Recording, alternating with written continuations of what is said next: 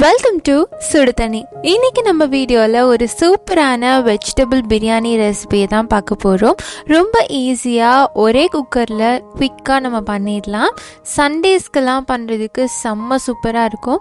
இது செம்ம டேஸ்டான ஒரு ரெசிபி.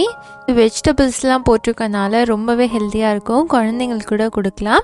இதோட இன்க்ரீடியன்ஸை நான் டிஸ்கிரிப்ஷன் பாக்ஸில் கொடுக்குறேன். இப்போ வாங்க சேர்ந்து சமைக்கலாம். ஃபர்ஸ்ட் இதுக்கு நம்ம அரிசியை ஊற வச்சிடலாம். நான் 3/4 கப் பாஸ்மதி ரைஸ் எடுத்திருக்கேன். இது ஒரு பவுலில் சேர்த்துட்டு இதில் கொஞ்சம் தண்ணி சேர்த்து 20 to 30 மினிட்ஸ் நல்லா ஊற விட்டுருங்க. இருக்கட்டும். அடுத்து ஒரு குக்கரில் 1/2 டேபிள் ஸ்பூன் எண்ணெய், 2 டீஸ்பூன் நெய் சேர்த்துக்கலாம்.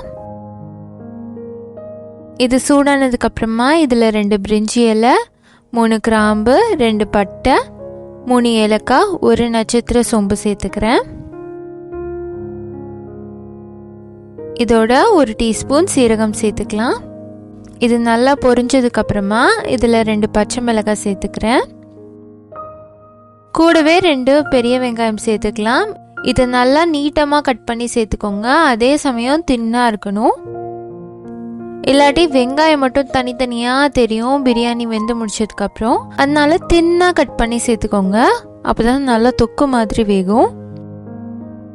இப்போ இது கூட வெங்காயம் நல்லா வதங்கினதுக்கப்புறமா இதோட 2 டீஸ்பூன் இஞ்சி பூண்டு விழுது சேர்த்துக்கலாம். சேர்த்துட்டு இதையும் பச்சை வாசனை போகிற அளவுக்கு நல்லா வதக்கிடலாம். பிரியாணி பொறுத்த வரைக்கும் இஞ்சி பூண்டு பேஸ்ட் கொஞ்சம் ஜாஸ்தி இருந்தால் தான் நல்லாயிருக்கும். இப்போ இது நல்லா வதங்கிடுச்சு. இதோட 2 தக்காளி சேர்த்துக்கிறேன். இதையும் நீட்டமாக கட் பண்ணி சேர்த்துக்கிறேன். தக்காளியும் நல்லா வதக்கிடலாம். நல்லா சாஃப்டாக வதங்கினதுக்கப்புறமா இதோட 1 டீஸ்பூன் உப்பு சேர்த்து வதக்கிக்கலாம்.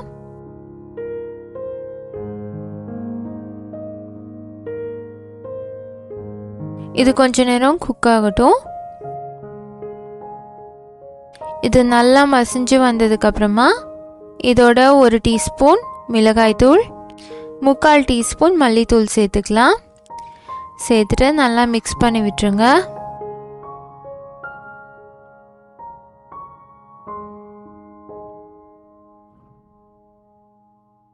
இது கூட 1 கையளவு புதினா இலை, 1 கையளவு கொத்தமல்லி தழை சேர்த்துக்கிறேன்.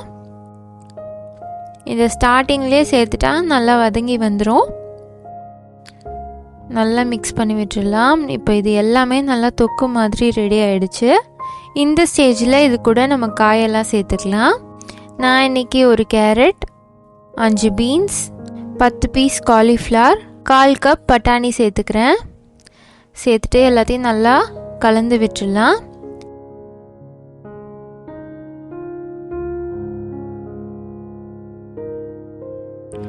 இந்த காய் கொஞ்ச நேரம் வேகணும். ஸோ கொஞ்சமாக தண்ணி தெளித்து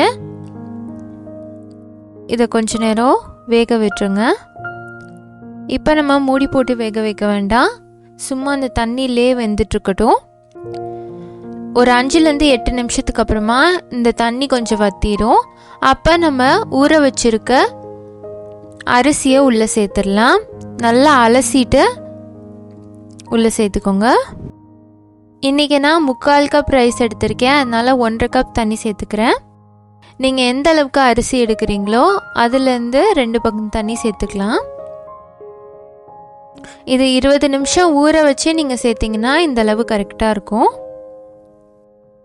சேர்த்துட்டு எல்லாத்தையும் நல்லா கலந்து விட்டுருங்க. உப்பு இந்த ஸ்டேஜில் கொஞ்சம் அதிகமாக இருந்துச்சுன்னா வெந்து வரும்போது கரெக்டாகிடும். ஸோ உப்பு வேணும்னா இப்போ நீங்கள் டேஸ்ட் பண்ணி பார்த்துக்கலாம். இப்போ இதை மூடி வச்சு 2 விசில் நம்ம வேக வச்சிடலாம். பாருங்கள், இப்போ 2 விசிலுக்கு அப்புறமா இது சூப்பராக வெந்து வந்திருக்கு. ஒன்றுக்கொன்று ஒட்டாமல் தனித்தனியாக உதிரியாக வெந்திருக்கு. கரெக்டாக தண்ணி வச்சுருந்திங்கன்னா அரிசி ஒட்டாமல் இந்த மாதிரி சூப்பராக புலாவ் மாதிரி வரும்.